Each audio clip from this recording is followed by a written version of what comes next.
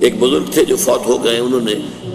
یہ بات مجھے جس طرح سمجھائی تھی وہ آج بھی میں ان کا مشکور ہوں کہ دنیا میں عام قاعدے قانون کے تحت بھی کسی سے کچھ کہنا کہ بھائی میرا یہ کام آپ کر دیجئے، آپ کر سکتے ہیں، ایک دفعہ کہنا جائز ہے،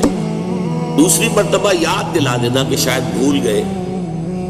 وہ بھی جائز ہے، تیسری مرتبہ کہنا شرک ہو جائے گا، اور اس میں الہا و زاری کرنا اور خوشامدیں کرنا اور گڑ گڑانا یہ تو شرک ہے۔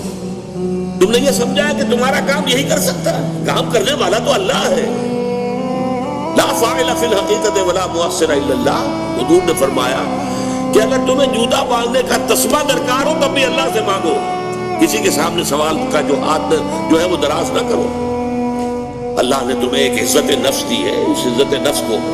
دہلا نہ بناؤ، کسی کے سامنے جو ہے اپنا ہاتھ پھیلا دینا، اپنی عزت نفس جو ہے اس کو ختم کر دینا ہے، مت مانگو کسی سے۔